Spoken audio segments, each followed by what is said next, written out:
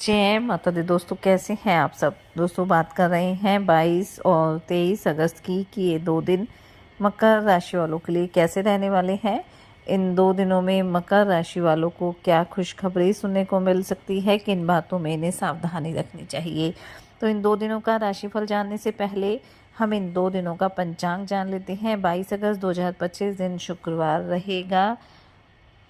भाद्रपद माह कृष्ण पक्ष की चतुर्दशी तिथि जो 11:58 तक रहेगी। उसके बाद अमावस्या तिथि प्रारंभ हो जाएगी। वरयान योग रहेगा जो 2:35 तक रहेगा। उसके बाद परिध योग प्रारंभ हो जाएगा। आश्लेषा नक्षत्र रहेगा। चंद्रमा कर्क राशि में रहेंगे।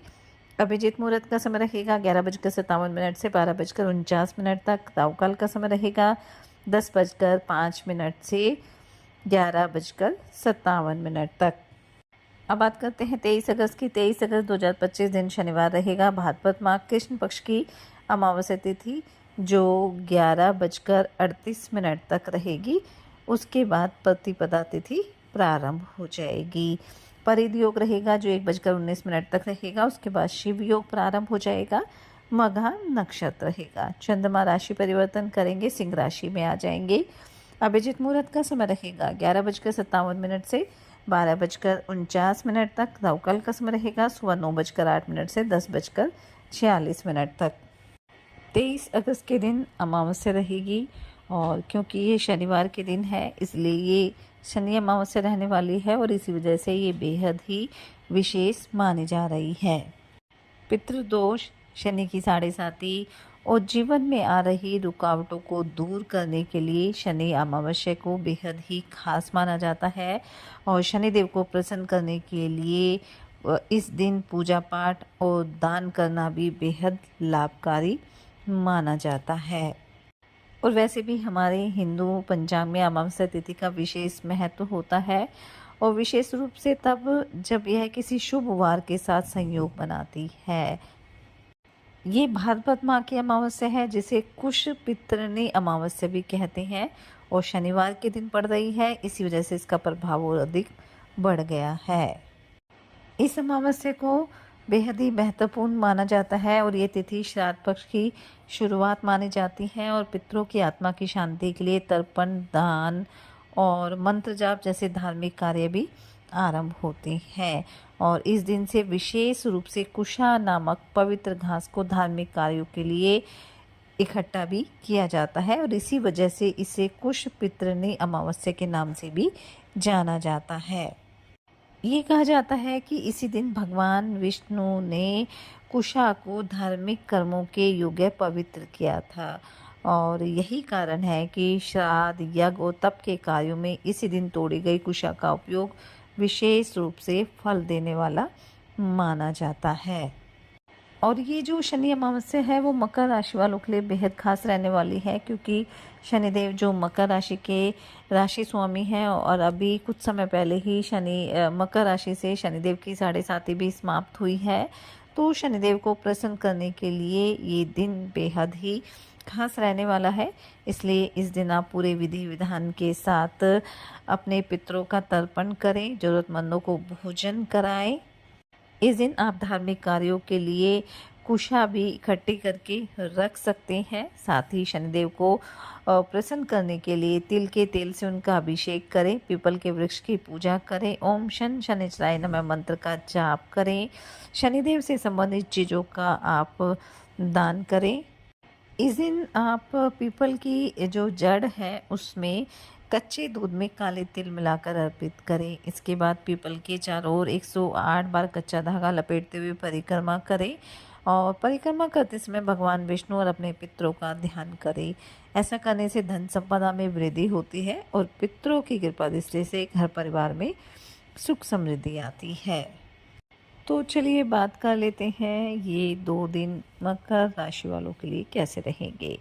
ये 2 दिन मकर राशि वालों के लिए मिले जुले रहने वाले हैं।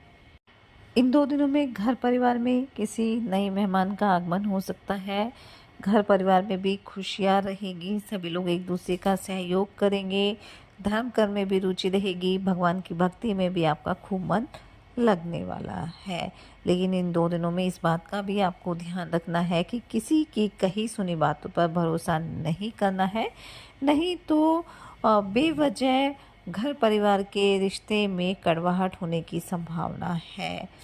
इन 2 दिनों में कारोबारियों को भी कोई बड़ा कॉन्ट्रैक्ट मिल सकता है, लेकिन सलाह दी जाती है कि किसी भी तरह का साइन करते समय आपको जल्दबाजी नहीं करनी है, अच्छी तरह से उसकी जांच पड़ताल करके ही आपको साइन करना है।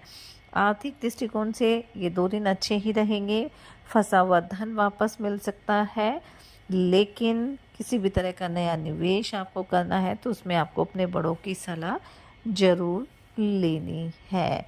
नौकरी पेशा लोगों के लिए भी समय अच्छा रहेगा, कार्य आपके तय समय पर पूरे होते रहेंगे। इन 2 दिनों में यात्रा के योग भी बनेंगे, कारोबार को लेकर भी हो सकती है, घूमने फिरने भी जा सकते हैं और इस दौरान कोई महत्वपूर्ण जानकारी भी आपको प्राप्त होगी। बस वाहन आपको थोड़ा सावधानी पूर्वक चलाना है।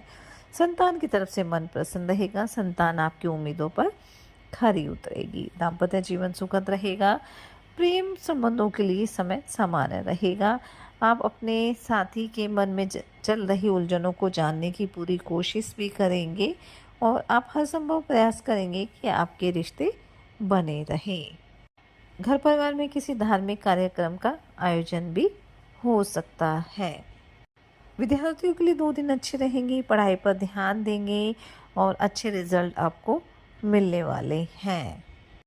इन 2 दिनों में कोर्ट कचहरी से संबंधित मामलों में भी आपको थोड़ी सावधानी बरतनी है और इस बात का ध्यान रखना है कि दूसरों के मामले में बेवजह नहीं बोलना है, नहीं तो आपको परेशानियों का सामना भी करना पड़ सकता है।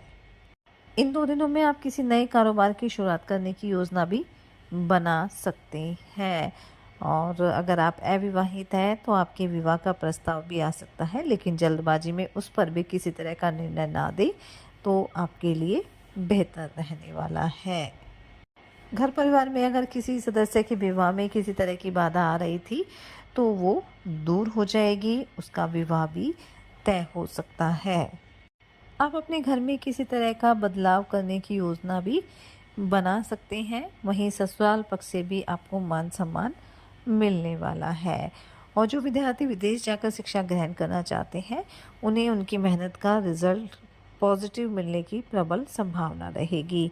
तो कुल मिलाकर कह सकते हैं कि ये जो 2 दिन हैं वो मकर राशि वालों के लिए मिले जुले रहेंगे, इसलिए इस समय का फ़ायदा उठाएं, मेहनत करें, अपने प्रयास जारी रखें, साथ ही सच्चे मन से आप ईश्वर आराधना करें, हनुमान जी की पूजा अर्चना करें, हनुमान चालीसा का पाठ आप जरूर करें और शनि अमावस्या रहेगी तो पितरों के साथ साथ शनिदेव की पूजा अर्चना करें, शनिदेव से संबंधित चीज़ों का दान करें, इससे आपके जीवन में सदैव खुशियाँ बनी रहेगी।